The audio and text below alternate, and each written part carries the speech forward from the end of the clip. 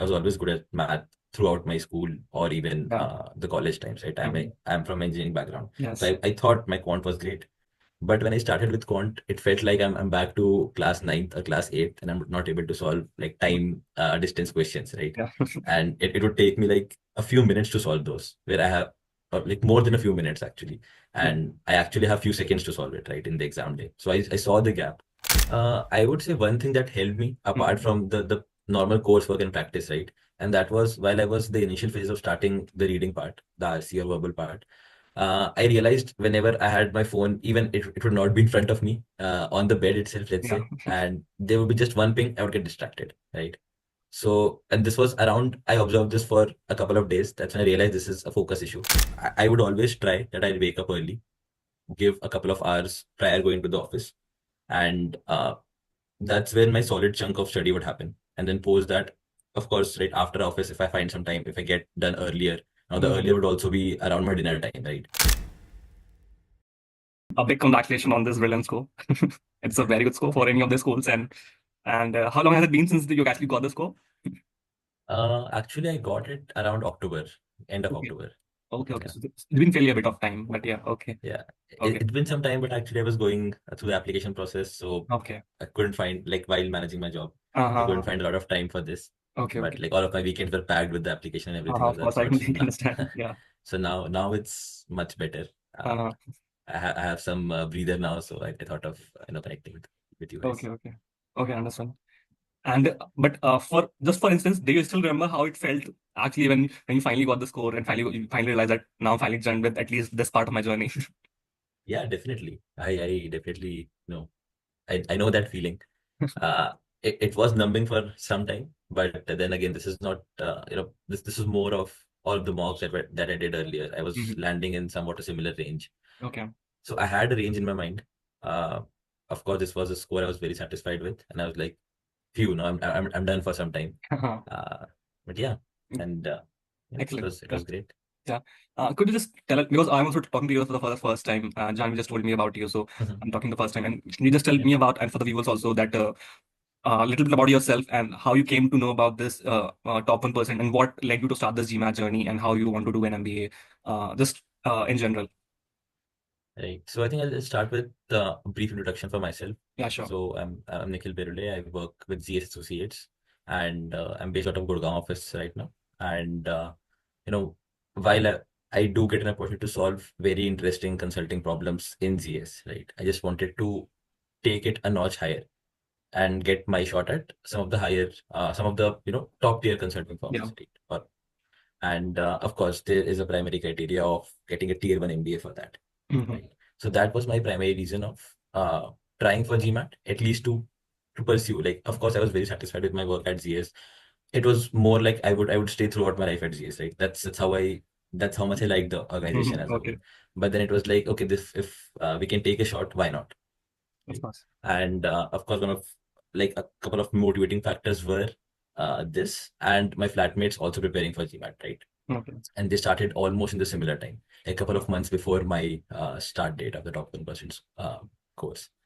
So that definitely helped. You have a peer, you have an environment where everyone is studying, everyone is just finding out time to study. Mhm. Uh, all of them were in the consulting, like in the consulting domain. They also had, very demanding working hours, but still all of us managed, and that kept the morale very high, Got right? it. So that was another thing that pushed me to start it right now, right? I did not have a decision time that should I wait for a lighter project, right? When the work will be lighter, I'll just start then.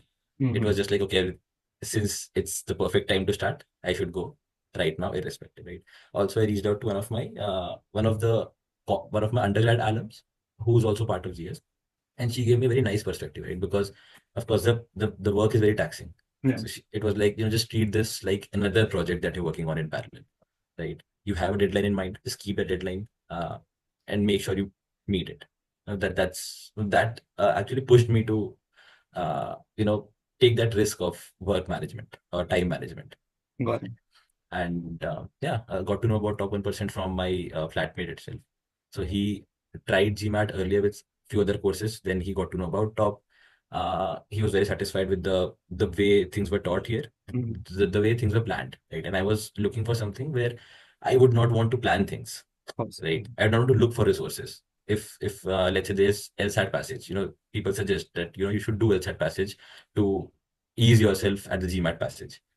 I would not want to go and look for resources, search up internet, look for some Google Mhm. Drives, some Yeah. portals where I can find material, right? Yeah. Everything is there in the top 1% Yeah. package. And You when to have approach all the LSAT papers, you cannot just start with exactly. LSAT papers, for Yeah. example. Yeah. So one of the thoughts I had earlier prior to starting the top 1% was, just, the word power made easy, normal lowest, right? Mhm. So that book is definitely that improves vocab, right? And I think in the very early sessions, I don't remember that it was which session that was, but I think Sandeep mentioned that the only way to improve your verbal for GMAT is doing the GMAT material, Yeah. right?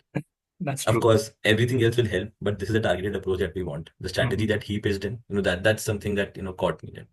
Nice, this makes sense. And yeah, Yeah, exactly. I mean, that's how I got into touch with top. But yeah, gosh, sorry, please. of course, of course. I mean, for vocabulary, I think it takes years to actually build a vocabulary. So if you're Yeah, targeting for exam, just go for the exam specifically. Yeah, 100%. yeah. I And think yeah when that you, uh, yeah, mhm, please go ahead. please go. No, no, so that's what that's the thing I liked about the course as a whole, right? Or the Mm-hmm. pattern of teaching or the thought process. So content, I think, would be more or less similar everywhere. It's not that the questions are made by Sandeep, right? Yeah, yeah. It's more on how you approach it, how you tackle those things, how you strategize things, and yeah, that was my click of I should get top.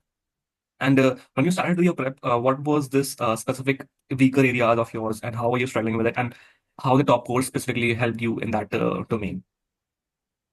So again, I'll just and probably throughout the conversation I'll just emphasize a lot on verbal because Okay. I have not been a very frequent reader, right? Mm-hmm.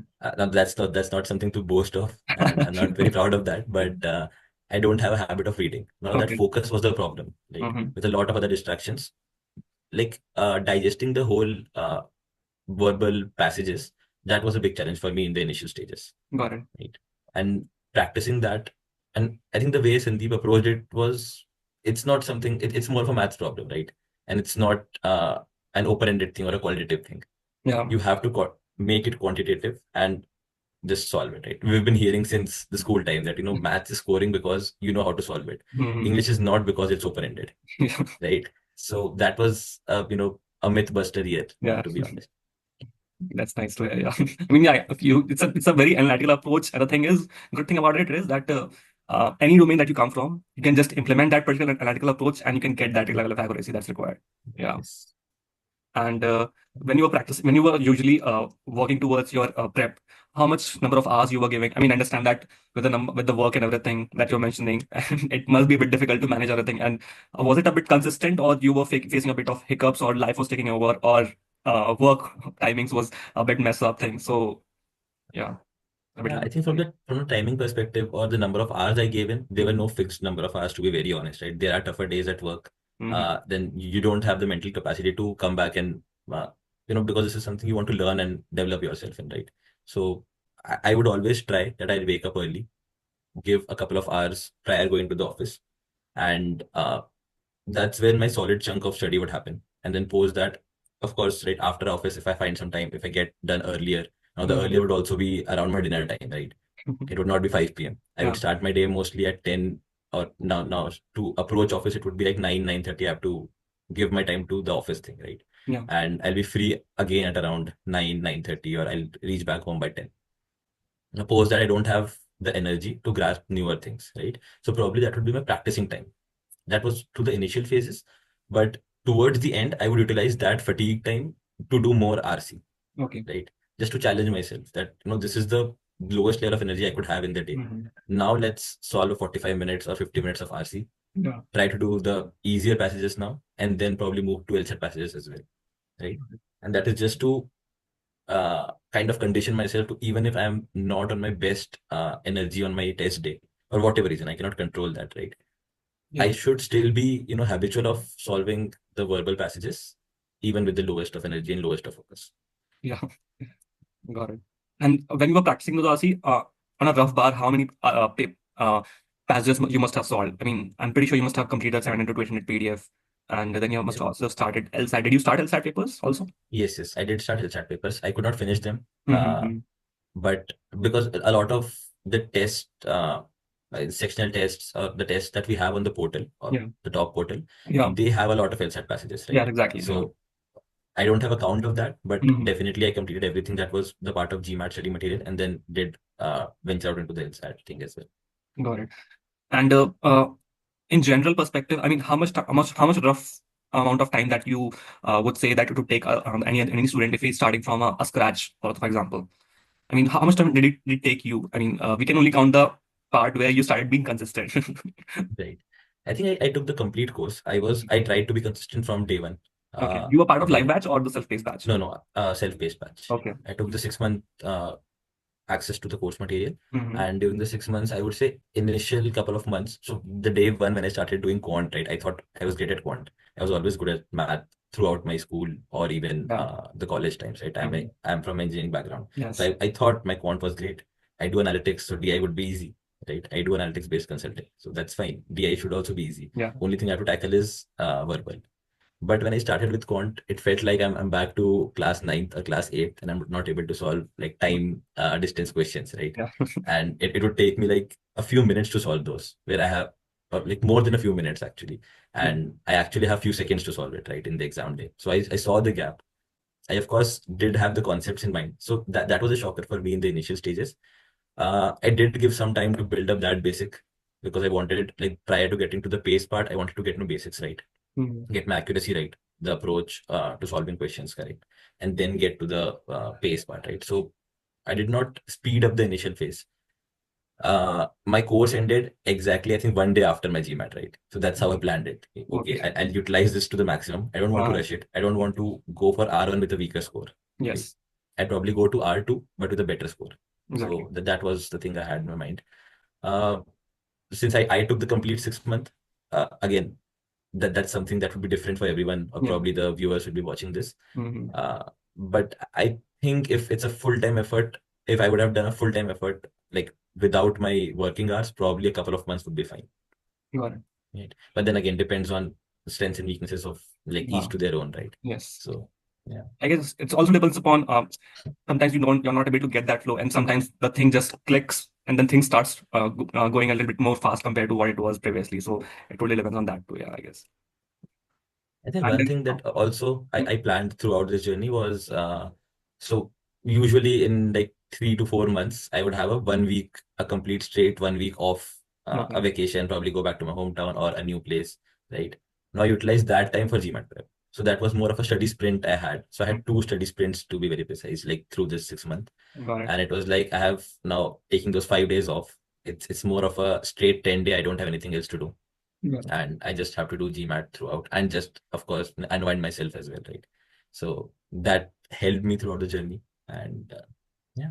Got it. And when you're saying that you were relatively weaker in verbal, anything specifically apart from just putting yourself through that exhaustion of towards the end of the day going through that RC practice, anything specific that you think that really incremented your learning practice and how you started verifying of thing, or your accuracy started improving drastically from this particular day? Something you identified that this particular thing that helped you?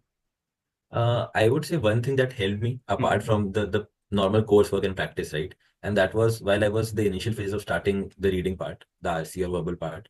I realized whenever I had my phone, even it would not be in front of me on the bed itself, let's Yeah. say, and there would be just one ping, I would get distracted, right? So, and this was around, I observed this for a couple of days. That's when I realized this is a focus issue. I just turned off the notification sounds, right? And it was more like no notification sounds, Yeah. turned off notifications for most of the unimportant apps, right? Limited my time there because, of course, if I get deviated, uh, I was anyway, few years away from academia, right? Last time I studied was Yeah. end of 2019, Yeah. right? And post that I've been working on like group projects or probably wherever I work at the office. It's a team effort mostly, right? Of course, there are individual efforts as well, Yeah. but then finally you have to work or get result as a team. Yes. Now, this was a different situation. I had to get result on my own. There was no one I could ask during my GMAT exam, right? So I wanted that I should build the focus apart from the study knowledge or the course knowledge that was been like that has been given in the course itself, but focus was one thing I developed during this time. Like improving that definitely helped, right? So the grasping speed of passages that improved drastically once I just stopped notifications on my phone. Got it. So yeah, that I would say was a big plus. Mm-hmm. Uh, Apart from that, of course, verification, I would see, the best thing about the course and how it helped me for the verbal thing was, uh, you'll not have like 100 questions to solve, right? It's like just solve these 20 passages, Yeah. and then you have a complete walkthrough end-to-end Octave application of how, let's say Sandeep was solving that, how would he approach it, Yeah. right? That definitely helps. Of course, you cannot be exactly the same person, Mm-hmm. but that helps structure your thoughts on approaching the question. So that was really helpful, not getting a lot of questions at once, just solving five, seeing the approach, solving 10, then seeing the approach. That I would say was a value add for me. Got it. Yeah. I mean, you were talking about this team effort, and then you have to deliver on your own. Just, I thought about like, what about your motivation going into this prep? Because it's more of a solo journey. I mean, you can get after live class if you were self-paced course batch, but after that, you were you using any strategy calls or email support? Were you using the services? I did not use that a lot Okay. because it was more on, so for the motivation perspective, at least, I had that in mind that I don't want to give GMAT again. Mm-hmm. It was just one shot that I have. I have to give GMAT right now. I need to get my best score now, right? And that's how I approached it. So I didn't take a lot of strategy calls or even the doubt clearing calls. One of the reasons was also I had my flatmate who was in the same journey, in the same path, just a couple of months ahead, right? Yeah. So I would get a lot of strategic help and guidance from him as well. So Got that definitely helped. So that's why I could not, like, I did not have to reach out to the top it. Mm-hmm. support. But Mm-hmm. Excellent. Excellent. Yeah. Yeah. Coming on to the exam day itself, did you give your exam at the test center or online? no, it was in the test center. Okay. And how was the entire experience? Were you able to was there any irregularities or was there any surprise in the exam that came? And what was the order of the sequence also? If you can share. I think I went with Quant first, Mhm. and then post that it was verbal, and then it was DI.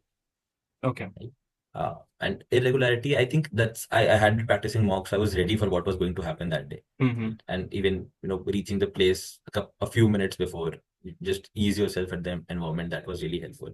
Another thing that helped me like do well on the exam day and not, impact me negatively was the same time slot I was practicing mocks just to build my, the clock that way. That I'm not, let's say, low on energy from 1 to 4 in the afternoon, right? Because my test started at 1.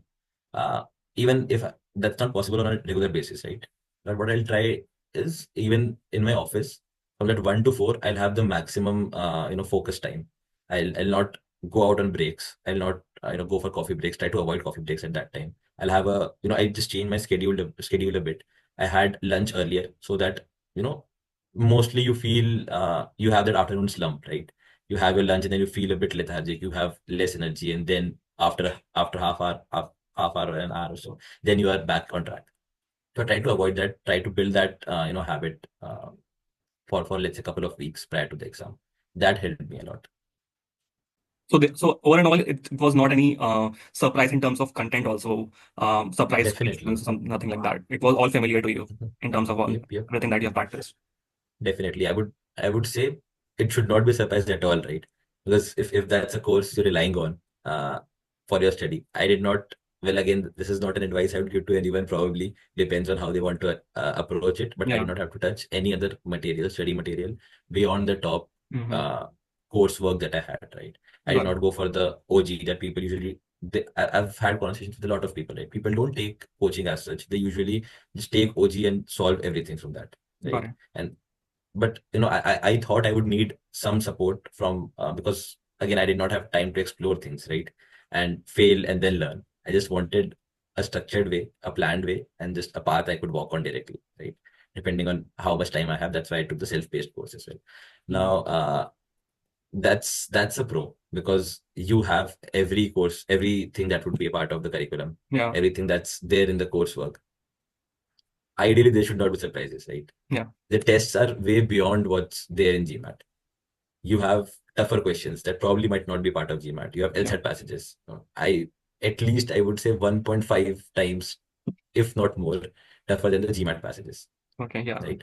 Tougher as in more verbose, longer, Yes. Yeah. slightly complicated questions. Yes. All of that combined, it's more challenging than the GMAT passages. Yeah. Right. So if you're used to being focused, let's not say even accuracy, right? But if you're focused on time, you focus on understanding or digesting the passage, then I think the GMAT passages are more comfortable for you to tackle. Got it. Yeah. Yeah, I think the sheer amount of length of passages that is there, it just increases the amount of it just increases the retaining capacity of yours because you have to mind Exactly. map the entire content for at least next 5 minutes. So Exactly. yeah, so just practicing those passages really help. Yeah. So finally, any specific do's and don'ts that since you're already done with that part, so that do's and don'ts that you would suggest to other students who are actually preparing or they would start preparing after watching this video later on. I think a big do would be just do it every day, right? Even if you have the toughest day, Hmm. even you did not have a lot of time today, sit for half an hour. In the worst case, sit for 45 minutes. Yeah. But at least practice every day. Even if you planned on doing quant today Yeah. and you just have 45 minutes and less energy, just do a quick DI session, right? Just do the data insights part or probably anything of that sort, but don't miss even a single day. Got it. That is something I tried to follow because again, I had unpredictable working hours. I did not know if I would be working 8 hours today or 12 hours or 15 or 16 hours, right? So it was always if that's a tougher day, I'll do something and then sleep. But uh, that was one thing that at least helped me maintain the momentum and did not lose track of things, right? Because of course, if let's say 5 months after I give my exam, I will be a bit rusty if I see a passage now, Exactly. right? So that is something I would say was a plus for me. Hmm. Uh, from a don't perspective, I think you need to find your own don'ts. Yeah. That's one thing because uh, I think there is no one size fits all solution for anything, right? You can get directionality, of course, but then like I would say switching off my phone for like a couple of hours helped me, right? But there would be someone else who might have some emergency. Yeah. It would not work for them, right? Exactly. And even from the focus perspective, that might not work for them. Yeah. But or they're already on a better stand than maybe I am Yeah. on focus, Yeah. right? So that's something I would say is the don'ts are really subjective, but Subjective. do's, this would be one thing. As far as possible, refrain yourself from social media during that preparation time at least. At I'm, least that I'm preparation. Yeah. At least yeah, during preparation. I'm not in support of starving of things to get another, right? Mhm. But then there is certain amount of discipline you need to have at in during the preparation time, and that is primarily because you don't have enough time, right? Yeah. There Exactly. is a fixed 24-hour in a day. You can't have like 2 hours of talking to your friends, a couple of hours of social media fun that you usually have, Mhm. and then going out for dinners as well, and then you find time for your preparation. Yeah. So that's one thing. Of course, striking a balance is important, but you need to dedicate certain number of hours to GMAT, to the preparation, to make sure you finally reach your goal, the target score that you have in mind. And I'm Yeah. pretty sure the target score people have would not be a lower score, right? Yeah. And of course, higher efforts are required to get to the higher score. Exactly. And it's always worth it. I mean, you are testament. You definitely must have felt so relieved when you finally got done with this part of your journey. Yeah. I think one thing that subjectively worked for me was, let's say I'm reading a passage, right? Of course, you cannot predict all of the content, Hmm. but the earthquake passages or certain, so it would be difficult for me because I don't have the geographical knowledge of how it works, right? Yeah. Few things would be easier to me, right? Some business-based passage, some historical passages are fine because you can understand things from that. But some of the science-based passages, I would say even the biology-based passages, if you find a recurring pattern in your in the content that is challenging you a lot, Yeah. try to read more about it Yes. beyond it. Just see a couple of YouTube videos on how earthquakes actually happen, right? Hmm. That will just help you visualize things better. I think even a lot of RC solutions that were there in GMAT, in the coursework, of course, those had the nuances of understanding earthquakes, let's say, beyond the passage itself. But again, that does not give you a visual understanding of things, right? Yeah. So I would suggest if there's one topic that's bothering you a lot, do go to YouTube, just type in how earthquakes happen, give Yeah. 1 hour of your preparation to that. That Hmm. will definitely help a lot of things on the other side. Yeah. Error logging, I would say, is 100% do. Uh, because you will never remember where you messed up a couple of months ago, right? Error logging helps big time. Yeah. The error log that we get from Topper percent, that definitely is helpful. If that does not work for you, probably just add another column there, add comments on your own, whatever works, but Exactly. log your errors, right? Yeah. And not from a very broad perspective of just writing the topic that okay, time and distance is a problem for me. Not that, right? No, What not is the that. exact miss you did in time and distance? Uh, did you not multiply things by 60 to that specific detail, right? If one thing I can recall was I usually the units was something I usually missed a few times, right? And Yeah. even let's say for probability, Yeah. there's a particular use case you're missing always. Yeah. Just try to write it. By the time you do a lot of questions here and there after like a couple of months of preparation, Mhm. you'll see a pattern there. You will identify a Yes, pattern exactly. definitely, and that's where you need to strike the hardest. Yeah. I mean, in And terms of and error log, you have to look for a thing that's going to be implementable for the next questions also. You don't have to be very specific. Okay, this all the time in question, it was about Rob running this. It is not going to be very specific. It has to be about exactly. why you went wrong with, right? That thing. That's so that it cannot be implemented in the other questions also. Yep, definitely. And I think that is something I would say is 100% do. Yeah. But yeah, I think that's it. You have to and again the key advice and kind of the my thought process changing advice was the same thing, right? Treat this as just another Mm. uh, project. Yeah, You have the exactly. fixed timeline, have a deadline for yourself because of course there's no, let's say for any other competitive exam, you'll have fixed deadlines, right? Hmm. That okay, this exam will happen in November in the last week. Now you know how to prep for that. But Yeah. for GMAT, let's say you planned for November last week, and you think your preparation is not up to the mark, you'll say, okay, I'll give it 3 months later. I apply in the next cycle, right? Anyway, the courses, you have a lot of ways to lose your discipline Yes. for GMAT preparation, right? And Yes. that's primarily because of the flexibility of the exam. Exactly. If you've planned in a certain way, you give a proper reason, you can delay the exam. Hmm. Anyway, it's applicable for 5 years, right? I'll apply it. I'll give the exam the next year, right? So Hmm. that's where you need to bring in discipline Yes. uh, and kind of get to that. I Got it. think that would be the key takeaway. So a don't is definitely don't just think that once I'll be perfect with my certain topics, that's when I'll give my GMAT exam. Yeah. Right? Once you are through the basics and you're starting more on the advanced part of things, just book exam date that I need to get, or at least on your first mock, right? The Hmm. first official mock you're giving, you know where you stand right now. Yeah. Just plan. It's not like, if today's the first mock you give, don't, it's probably a month after that or a couple of months, whatever it is, just fix a time, book the exam, and then start with the preparation. The day you book the exam, the preparation approach and the seriousness changes a lot. It Yes. should not change ideally, but it changes a lot, it improves a lot. You have to get that goal. Got So it. that's one thing. And planning mocks is very helpful, right? The official mocks, even the amount of mocks you get in the time mocks that you get in the coursework itself, that's really helpful, right? To the extent that I could not, I think I had a couple of full mocks remaining prior Okay. to giving the exam, right? I Okay. could not get to the complete mocks in itself. So that's the amount of mocks you have, sectional tests, topic wise tests. So that portal helped me a lot. Uh, and I would recommend utilizing the content to that limit. Right? You can get the coursework anywhere. You Yeah. know what the concepts are, right? But the way it is strategized and the way it is structurized in top 1%, that has been like a major support through my preparation journey at least. Excellent. That's great to hear. Yeah. And those are really good takeaways also. Yeah. So thank you for that. And yeah, that's it. I would say. And what's your plan as of now? You have already applied for round two?